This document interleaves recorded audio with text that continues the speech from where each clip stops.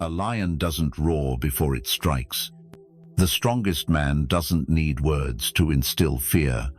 Some try to intimidate with noise, with loud emotions. But true power is quiet, unpredictable, and in complete control. That's what makes it terrifying. Because what you can't predict, you can't control. And what you can't control, you fear. In this world, the most feared man isn't the loudest. He's the one who's silent, yet commands the room. His silence isn't apathy, it's insight. Seeing through everything without reacting. That's the presence we'll forge today. Not through tricks or words, but with 6 inner states drawn from ancient Stoic wisdom. Each state makes your enemies second-guess your every move. They can't predict your actions. They can't read you. And that's why they fear you. Let's begin. They expect you to flinch or explode.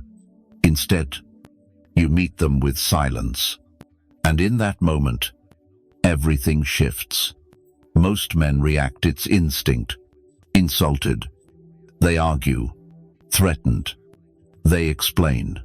Provocate. They rage. But that's not strength. That's handing control to another. When your enemy stirs your emotions, they've already won by stealing your peace. Picture this. You stand unshaken. No words. No flinch. Just a calm, unreadable gaze. You don't fear their barbs. You don't defend yourself. Suddenly, they're the ones exposed. Unsure of what comes next, their confidence crumbles, replaced by doubt. That's the power of silence. It turns the tables. It's not noise that unnerves, but silence. In silence, you force your enemy to face their own flaws. You hold up a mirror, making them see their weakness. They crave chaos. You offer stillness. They want a show. You give them a void. And that void never lies. Epictetus said, "It's not what happens to you, but how you react that matters." I knew a man, quiet, unassuming, never raising his voice. In a boardroom, a rival tried to shame him, mocking his ideas as outdated before the team. He didn't argue or flinch. He just met the man's eyes, calm and steady, and carried on. The room froze. The attacker shrank. That silence didn't say, "I'm weak." It said, "You can't touch me." He didn't argue or even acknowledge the slight. He just looked at his accuser and asked, "Are you done?" Then returned to his work. The room went still. The attacker faltered. His silence didn't say, "I'm weak." It said, "You don't define me." That kind of power dismantles any foe. A man who can't be provoked is untouchable. He doesn't need to prove himself. He becomes the most formidable presence in the room. Train yourself to pause, to let the storm rage while you stand firm. In a world that feeds on reactions, refusing to respond is the most dangerous move. There's a presence that doesn't beg for permission. It doesn't chase attention or flaunt itself with volume or charm. It's calm, unshakable, and commanding. That's what makes it fearsome. Most men are noise-frantic energy, desperate for validation, filling the air with anxious chatter. They talk too much, move too fast, try too hard. They crave attention like air, validation like water. But real power doesn't demand space, it claims it naturally, built through discipline, not performance.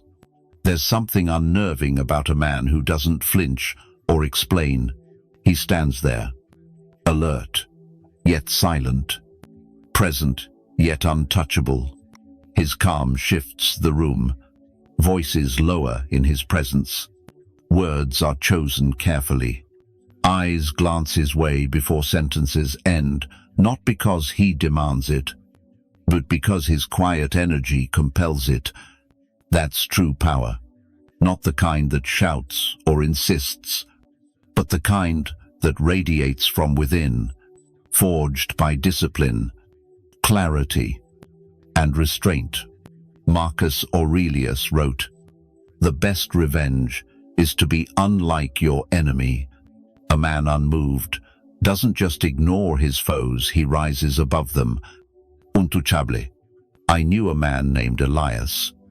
Not tall or flashy, rarely smiling. Yet when he entered a room, he's turned. Not because he tried, but because he didn't need to. He moved deliberately, spoke only when necessary, his gaze making others shift uncomfortably. Every action had purpose. Even in silence, he conveyed weight, as if something vital had been said. In a cutthroat industry of egos, meetings were loud, arguments a show of wit. But Elias waited, silent, until the noise faded. Then, with one precise question, he redirected the entire room. His words, few and sharp, turned chaos into clarity. Not just what he said, but how he carried himself. No wasted motion, no stray emotion. He was a reminder in a world of rash reactions. Silence is the threat. People feared his quiet because it was calculating, deliberate. The most feared aren't the loudest, but those whose next move is a mystery. That's the power of an unshakable presence. It unbalances others. It makes manipulators tread lightly. Even the boldest voices hush. To build this, stop performing. Stop chasing attention. Slow your breath. Square your shoulders. Observe more than you speak. Practice doing nothing until your silence becomes the loudest sound in the room. A man rooted in purpose, clear in thought, restrained in action, doesn't rush. He makes the world pause for him. When you embody that, you don't claim power. You are power. Men attack you not always out of hate, but fear. Fear of what you represent. Progress, calm, refusal to play their emotional games. Their words aim to unsettle, to test if they can break your peace. They don't fight to win, but to provoke. Insults aren't about truth, they're about control. They want your reaction, your anger, to feel powerful by unsettling you. But when you respond with silence, refusing to engage, you deny them that power. You hold the line. Even the sharpest retort or justified anger hands them victory if it steals your calm for a moment. But when you stay silent, unmoved, ignoring their jabs, their words echo louder in their own minds than in yours. That's your strength. Silence in the face of attack isn't weakness, it's a verdict. A calm, cold statement. You're not worth my response. Nothing stings more than being ignored by the one you tried to wound. I knew a woman, Clara, in a toxic office where whispers and slights were currency. A bitter colleague, driven by envy, made it her mission to tear Clara down. The insults started subtle backhanded compliments, smirks disguised as jokes in meetings. But Clara never took the bait. She stayed focused, her calm unshaken, her work relentless. She offered a faint smile, took notes, and left the room as composed as she entered. Over time, the attacker grew louder, more vicious, desperate for a reaction, but Clara's silence made her rival shrink, her barbs losing their sting as others stopped listening. When you keep hitting an unmoving wall, you look foolish. Clara didn't fight back or expose her enemy. She just stood firm, letting her foe collapse under her own weight. That's Stoic wisdom. Let the foolish reveal themselves. Let insults dissolve in your silence. Let your attacker crumble under their own insecurity. Epictetus wrote, "If someone speaks ill of you, don't defend yourself. Say, they clearly don't know me." Never give your enemy the satisfaction of your anger or explanation. Give them silence. It's your shield. Let your silence speak volumes. Let your dignity be untouchable. The next time someone insults you, smile not to hide pain, but because their words can't reach your core. People fear what they can't predict. When you're unreadable, you're dangerous. Control starts with information. Your fears, ambitions, habits, weaknesses, their leverage in the wrong hands. The more you talk, the more they learn, not to understand you, but to manipulate you, to unsettle you. Silence makes you a puzzle they can't solve. You don't need lies or deception. Just create a gap between who you are and what they know. Stoics lived quietly, acting with purpose, not for fame. They shared only what was needed, never everything. What's revealed can be exploited. Guard your truth. Seneca said, "Knowing when to speak and when to stay silent is a great art." Silence isn't just wisdom, it's defense. I knew a man, Caleb, disciplined, reserved, never oversharing. When pressed for personal details, he'd smile, redirect with a light story. Never cold, always composed. Some called him aloof, others arrogant, but over time, they respected him. Why? Because they couldn't read him. They didn't know what angered him, what unsettled him, or what he truly wanted. That made him untouchable. No one could use his emotions against him. When drama erupted at work, when rumors swirled, Caleb stood apart. No one could find his vulnerabilities because he shared none. He moved like a shadow, quiet, elusive, and they feared what he might do next because they couldn't predict his limits or his plans. To forge that armor, stop broadcasting your every move. Keep your goals private. Don't let others roam freely in your mind. Let them guess, wander, and stumble in their assumptions. A man who guards his secrets isn't hiding weakness, he's protecting his strength. The world has no weapon against a man who walks in silence, holding his truth like a blade, revealing it only when the moment demands. Let others try to decode your quiet. Let them waste energy chasing a pattern that exists only in your will. In a world obsessed with noise, action is rare and terrifying. People proclaim their next steps, plans, and dreams before they act, mistaking attention for progress. But the man who builds in silence, who acts without fanfare, becomes unstoppable. The more you talk, the more predictable you become. The more predictable, the easier to block. But a man who acts quietly, plans without boasting, delivers without warning, he's invincible. By the time others react, it's too late. Stoics didn't care for speeches. They lived with ruthless discipline, not for applause, but for self-respect. Epictetus said, "Don't explain your philosophy. Live it. Let others chase cheers for their ideas. You chase results. Let them sell dreams while you build reality in silence." I knew a woman, Samira, brilliant yet quiet, nearly invisible in a company of loud egos. While others bragged about projects and promotions, she worked in silence, ignored at first. They thought her passive, until her system saved the company millions. Suddenly, all eyes were on her.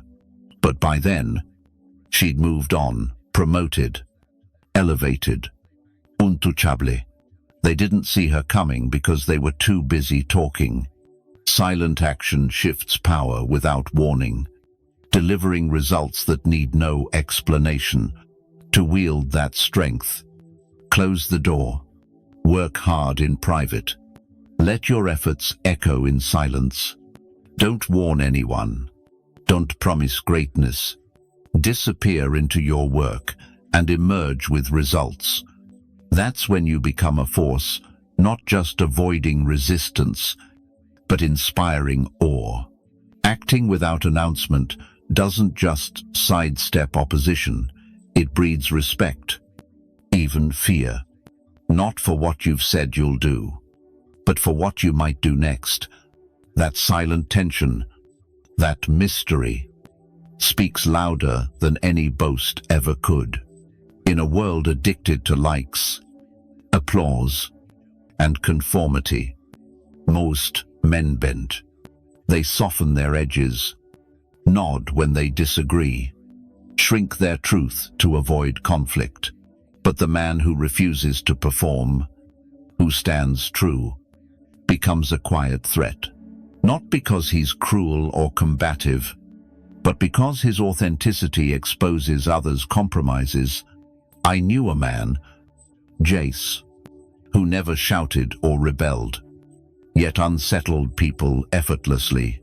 He spoke plainly, dressed his way, lived unapologetically, and let gossip slide. Some avoided him, calling him harsh or aloof. But deep down, they felt pressure not from his words, but from their own failure to live as freely. His refusal to bend wasn't defiance, it was principle. That's the rebellion of being true to yourself. Authenticity doesn't need to shout or argue. It stands calm, forcing others to face their own masks. Stoics lived by their nature, not the world's expectations. Marcus Aurelius said, "Don't argue what a good man should be. Be one. That's your charge. You don't need to convince anyone or fit the room's energy. Live your truth, even if it sets you apart, especially if it does." In a world of performance, authenticity is fearsome. Stop apologizing for who you are. Stop dulling your edge to please others. Say less. Mean more. Say no when it's no. Walk away when it's over. Never apologize for your standards, as long as you hold yourself to them first. When you live unapologetically, you don't just walk in peace, you carry a presence that shifts the air. That presence, forged in discipline, makes weaker men adjust their masks before you even glance their way. You don't raise your voice or threaten. You don't beg for respect. Yet they hesitate, doubt, and fear, because you're unreadable. Only felt. You don't fight your enemies. You become the man whose mere presence unnerves them. No noisy, no drama, just the quiet power of self-mastery. The most formidable man isn't the loudest. He's the one who doesn't need to speak. So don't shout. Don't explain. Don't rush to be seen. Let your silence roar. Let your boundaries echo. Let your quiet inflict the wounds they never saw coming. And when they finally grasp who you are, you're already gone silent, focused, untouchable. If these words stir something deep within you, if you feel the call to become that silent strength, leave a comment. I'm done explaining. I act. Follow, if you're ready. Not because I ask, but because you're tired of mediocrity. Welcome to the world of quiet power. Step into it with resolve. Leave behind the noise, the need for approval. Embrace the discipline of silence. And let your presence command respect without a single word. This is your path now.